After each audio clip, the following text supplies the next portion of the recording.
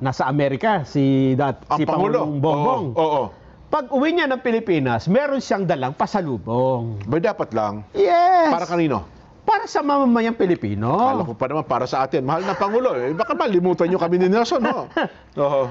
Pasalubong ito mula sa kanyang pakikipag-negotiate kay US President Donald Trump dyan. Naku, ang dami pumupuna dyan, Nelson, ha? Eh, Parang hindi niya parehas yung nangyari. si Trump muna ang pagpaliwanagin natin. Oo. Kasi ang ginawa ni Trump, parang tuwang-tuwa siya, ha? Tuwan-tuwa siya na pumayag tayo doon sa 1% ibinawas. Tapos sa kanila, walang ipapataw. Ganun ba ibig sabihin? Hindi, ito. Ayan, no? Ang tariff na ipapataw sa Pilipinas ay 20%, di ba? Tama. Oh, yes. Nakatawad tayo ng yan. Binawasan ng 1%, 19% na lang. Wow! Yan ang talaga nakakabigla. Yan ang talaga kuripot din pala itong si Trump, no? Nagkermet ka, kabagay. Sabi ni Trump, total Ilocano ka. Mukha na, baliktad na pangyayari tayo. Nakigalante tayo dito, eh. Oh.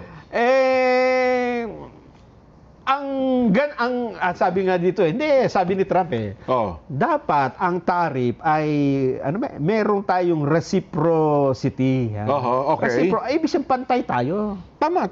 Parang akin na yung cake. Hatiin natin. Parang reciprocal agreement ka yan, eh. Akin na yan, cake, sabi ni Trump.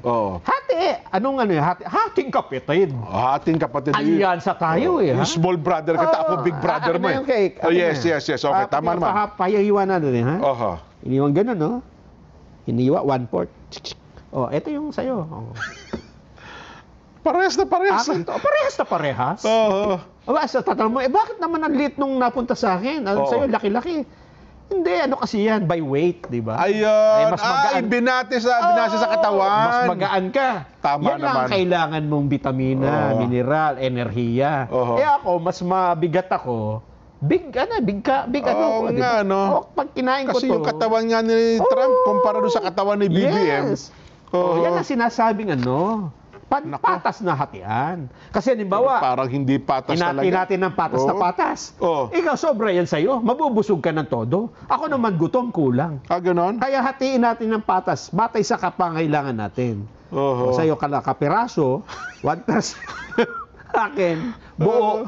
Pero parang, paano kaya napapayag ang Pangulong Bongbong doon? Tsaka, anong gayang ginawa ano kayang pangako ni Trump para from 20%, ay para bagang tuwan-tuwa ang ating mga kinatawan sa Amerika na ginawa pong 19%? Hindi, kasi nga maraming mga Ano kaya mga nakapaloob doon? Baka naman kasi ako may nakapaloob na maraming... Yung military, assistance, mga kung ano-anong mga... Kasi kahapon, di ba, binabalta ni Ambassador Babes Romualdez. Naputo lang yung binabasa kong balita. Magtatayo sila dito ng pabrika ng ammunition. Oo. Di ba?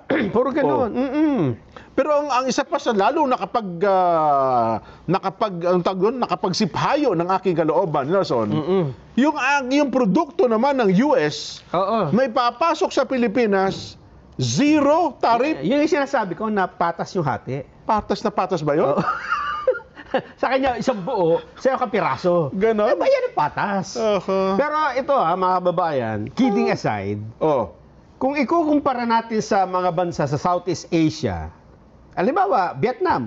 Kasi baka sabihin naman ninyo ay, ano naman ang napala ng ibang bansa? Kung ikukumpara natin sa ibang mga bansa, nakagaya din natin. Halimbawa, Vietnam. Alam mo ba na ang ipinapataw dapat, sa atin 20, di ba? Naging 19. Naging 19. Ang sabi ng US noon sa Vietnam, Vietnam kayo, 46% ipapataw namin sa inyo. Laki, halos kalahati. Tapos nag-negotiate. Ang naging final deal ay 20%. 20% pa rin. Malaki yung kanilang na-discount. Pero 20% pa din yung. Kasi malaki yung pinagmulan, 46. From 40 naging 20. So 26% ang nawala na bawas sa kanila. Okay. Tapos, ano naman ang kapalit na kapag ka naman ng US ang magbebenta?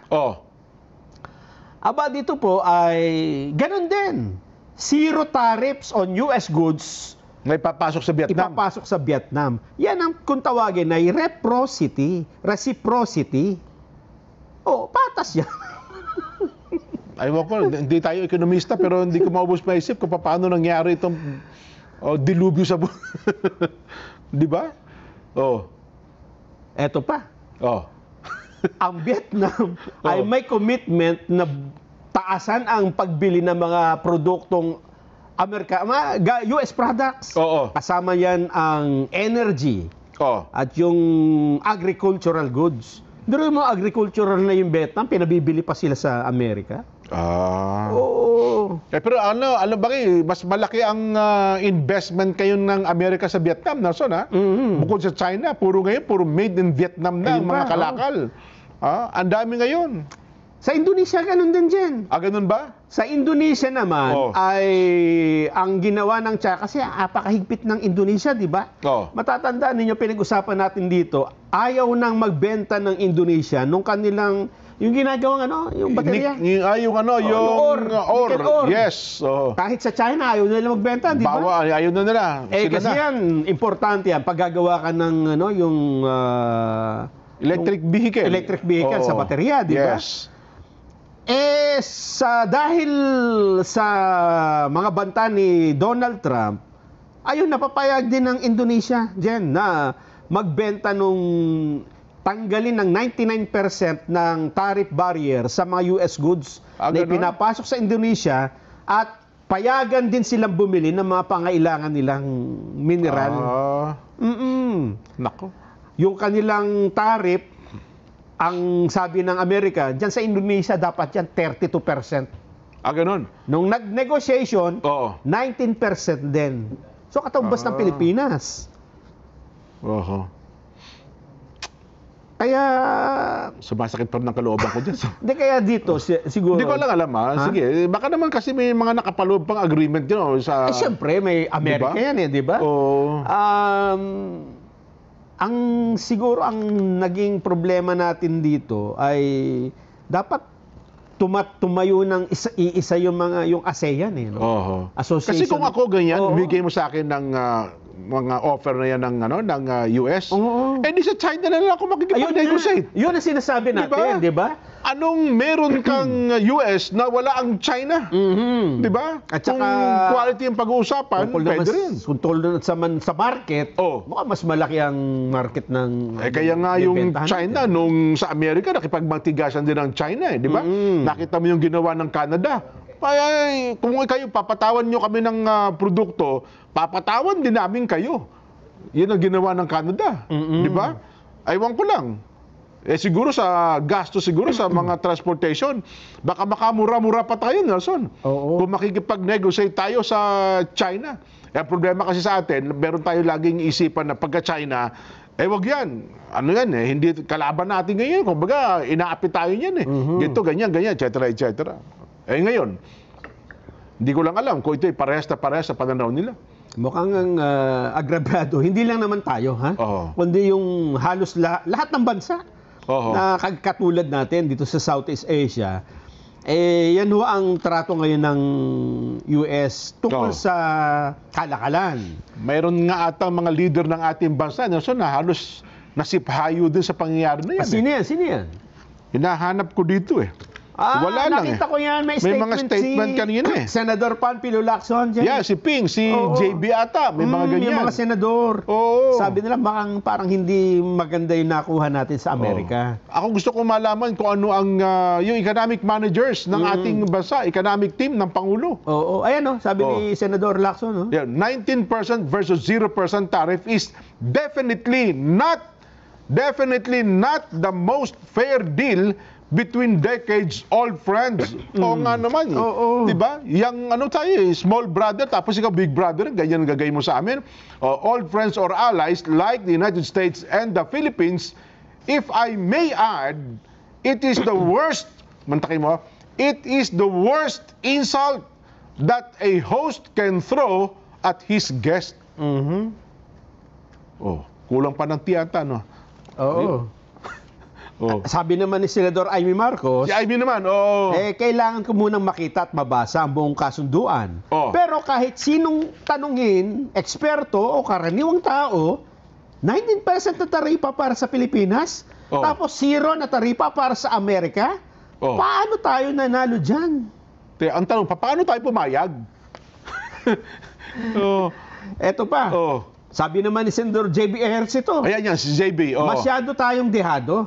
Bakit tila lagi tayong naiisahan sa mga ganitong usapan? Oo. Sana ay gawing patas man lang kung tunay na kakampi ang tingin sa atin. Yan ang sinasabi ko. Oo. Yung mga ekonomista dapat magsalita rin dyan. Ano ha? Pero para mabalanse, para maging buo ang konteksto, mga kababayan, ganyan din ang ginawa ng Amerika, gaya na nabasa na natin at nabanggit kanina, sa mga kalapit nating bansa rito. Vietnam, Indonesia, at iba pa. Mukhang ginulat nila dyan doon sa, 46, Vietnam. Tapos sa Indonesia, ganun, gugulatin ka na halos wala kang kikitain para pumayag ka doon sa hinihinging zero tariff Bagay tayo, wala kasing experience sa ganyan. Ano? Pero ibig sabihin, ano bang kailangan natin sa Amerika na hindi natin hindi makukuha sa ibang mga bansa? No? Bakit pa parang nakatali na tayo? Para tayong linta na nagsusumipsip dyan sa Amerika? Hindi sa ayaw natin, Nelson, Dapat lang malinawan. Diba? Bakit zero? Diba? Tsaka parang sabi hindi patas nga no? Hindi talaga. Mukhang paano pagdating dito sa tapos pero kung si Trump ang tatanungin. Sabi ni Trump, sige nga. Mukhang humanga siya kay Pangulong Bongbong Marcos. Dahil pumayag? Iwan ko. Tingnan natin. Mr. President, what can you say to the President of the Philippines, Ferdinand Bongbong Marcos Jr., in his capacity as negotiator? He's a very tough negotiator. So far, we're not there because he's negotiating too tough. In fact, I used to like him better than I do now. He's too tough. But we'll probably agree to something. But he's a strong negotiator. He loves your country. Ayun, strong negotiator daw. He's negotiating too tough. Matindi. Siguro ang gusto dito ni Trump dyan ay wala, 20%. Hindi na. Diyan na tayo. Sarado na tayo dyan.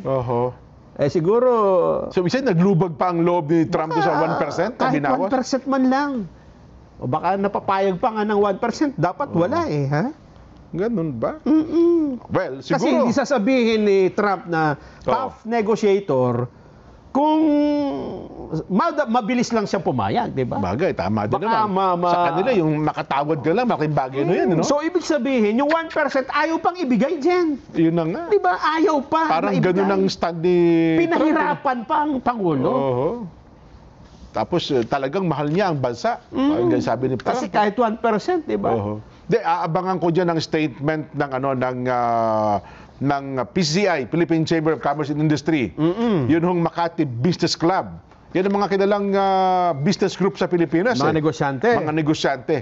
Kung ano ang kanilang pananaw ukol sa bagay na yan. Si Ginoong Sergio Ortiz Luis, yan export business ang kanya. Di ba? Yes. Parehas ba ito? Di ba? Ito sa sitwasyong ito. Ay, nako. Anyway, tignan natin, Nelson. Trump, tinawag na tough negotiator. Tough yan. Si Pangulong Bongbong Marcos Jr. At talaga daw napatunayan ni President Trump na mahal ng Pangulong Bongbong ang Pilipinas. Ikaw ba naman? Ayaw kang... Di ba? 20% na yan. Hanggang dyan lang tayo. Sarado na. Yun na nga. Pero ang mamamayang Pilipino, hindi na. Kami po dalawa. Baka sabi nila, mamamayang Pilipino ay naghahanap ng paliwanag. Di ba? Hindi, pati na yung mga senador Ayun yung kanina, mga binasa natin. nagtatanong. Kung paano nagkasundo sa ganung bagay. Di ba? Anyway, paano? Uwi na tayo. Paalam tayo. Meron ba tayong Vox Populi sa araw na ito? Asa na? Ayan. Kinakailangan kasing makasangkot natin ang ating mga kababayan ukol po sa mga paksa na ito na atin hong pag-uusapan. Ayan, ito. Tama-tama. Tama-tama. Patas ba sa tingin ninyo ang naging kasunduan ni PBBM at US President Trump sa pagbaba ng taripa kapalit ng pagbukas ng merkado sa US na walang babayarang trade dues. Yan, yung dues po yung Zero tariff, eh. Zero tariff. Paano yan? Pagpasok sa Pilipinas ng kalakal ng Amerika, Ay, zero. Zero. Wala tayong sisingilin. Pero pagka tayo, pagpapasok ng kalakal sa Amerika, Plus 19%. 19%. Kung ang sagot nyo po ay opo, patas po yan, okay po sa akin yan. Letter A. Kung ang sagot nyo naman po ay B, hindi po, talong-talo tayo dyan. B.